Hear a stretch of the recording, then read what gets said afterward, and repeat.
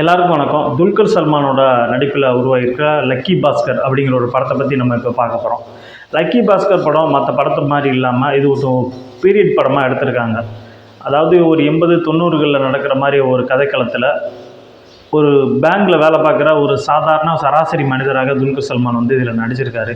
துல்கர் சல்மானோட இந்த படத்தில் வந்து பார்த்திங்கன்னா அவருடைய நடிப்பு வந்து எந்த அளவுக்கு மேம்பட்டிருக்கு அப்படிங்கிற ஒரு இதை வந்து நம்ம புரிஞ்சிக்க முடியாது. அது மட்டும் இல்லாமல் ஒரு சராசரி வாழ்க்கை வாழ்கிற ஒரு பேங்க்கில் வேலை பார்க்குற ஒரு நபர் வந்து எதிர்கொள்கிற பிரச்சனை என்ன, அவங்க சமூகத்தில் எந்த அளவுக்கு மதிக்கப்படுறாங்க, அதாவது பணம் அப்படிங்கிறது வந்து எந்த அளவுக்கு மக்கள் மத்தியில் பணத்துக்கு எவ்வளோ மதிப்பு இருக்குது, இந்த மனிதனுக்கு எவ்வளோ மதிப்பு இருக்குது அப்படிங்கிறத வந்து இந்த படத்தில் வந்து தெளிவாக காட்டியிருக்காங்க.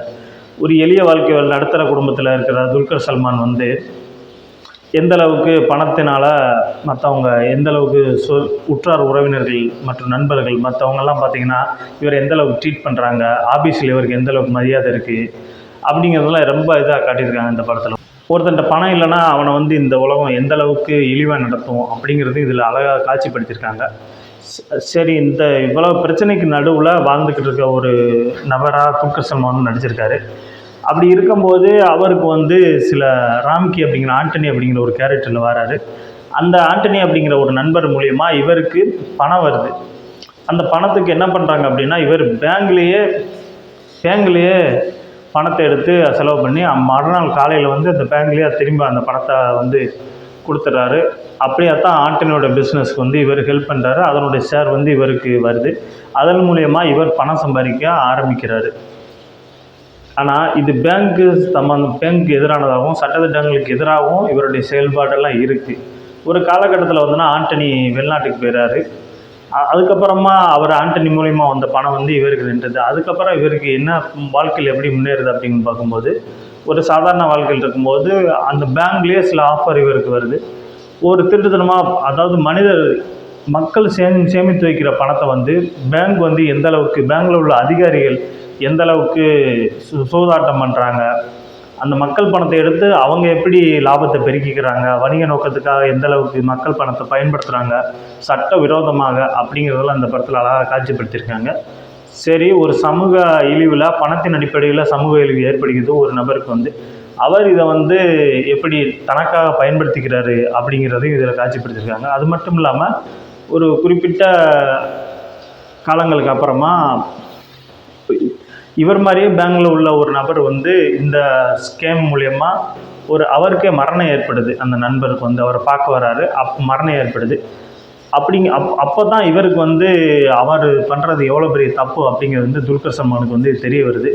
அதுக்கப்புறம் துல்கர் சல்மான் வந்து இந்த இதை வந்து எந்தளவுக்கு ஹேண்டில் பண்ணுறாரு, சட்ட திட்டங்களுக்கு எப்படி கட்டுப்பட்டு நடந்தாரா இல்லை இதில் மாட்டிக்கிட்டாரா அப்படிங்கிறத அந்த படத்தில் ரொம்ப தெளிவாக காட்டியிருக்காங்க. ராம்கி அவர்களுக்கு வந்து இந்த படம் வந்து ஒரு ரீஎன்ட்ரி படமாக தான் இந்த படத்தை நம்ம பார்க்க வேண்டியது. ஏன்னா அவருடைய கேரக்டர் வந்து படத்தில் ஆரம்பத்தில் பல காட்சிகளில் வந்தாலுமே அவர் வந்து இந்த படத்தில் சிறப்பாகவே அவர் கொடுத்த கதாபாத்திரத்தை வந்து ரொம்ப சிறப்பாக பண்ணியிருக்காரு. இது வந்து ராம்கி அவர்களோட ரீஎன்ட்ரிக்கு அவர் அடுத்த கட்ட பயணத்துக்கு வந்து இந்த படம் வந்து மிகச்சிறப்பாக இருக்கும் அப்படின்னு நம்ம எதிர்பார்க்குறோம். பேங்க்கில் உள்ள பணத்தை எடுத்துகிட்டு போகிறோம் அந்த மாதிரிலாம் இந்த காலகட்டத்தில் நடக்கிற மாதிரி காட்சிகள் வைக்க முடியாது. ஏன்னா இந்த காலகட்டத்தில் பார்த்திங்கன்னா எல்லா இடத்துலையுமே சிசிடிவி கேமரா அப்படின்லாம் வந்துருச்சு. அதனாலே இயக்குனர் வந்து பார்த்திங்கன்னா கொஞ்சம் பீரியட் ஃபிலிமாக கொண்டு போகிறார் இந்த படத்தை வந்து. ஒரு கேமரா டெக்னாலஜியெல்லாம் வளர்ச்சி அடையாத ஒரு காலத்துக்கட்டத்தில் இந்த காட்சியெல்லாம் நடக்கிற மாதிரி இந்த படத்தை வந்து உருவாக்கியிருக்காரு.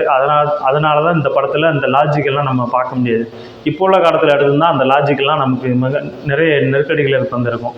இந்த படம் வந்து பார்த்திங்கன்னா சினிமா ரசிகர்களுக்கு எந்த மாதிரியாக இருக்கும் அப்படின்னா ஒரு சந்தேகமே இல்லாத ஒரு என்டர்டெயின்மெண்ட் படமாக தான் இந்த படம் நிச்சயமாக இருக்கும். ஒரு துல்கர் சல்மான் வந்து மம்முட்டியோட பையன் அப்படிங்க இல்லாமல் அவர் தனிப்பட்ட முறையில் தனக்குன்னு ஒரு இடத்தை பிடிக்கணும் அப்படிங்கிறதுக்காக அவர் போராடிக்கிட்டு இருக்காரு. அதன் வரிசையில் வந்து பார்த்திங்கன்னா இந்த லக்கி பாஸ்கர் அப்படிங்கிற படம் வந்து அவருக்கு ஒரு சிறந்த இடத்தை பெற்றுத்தரும்.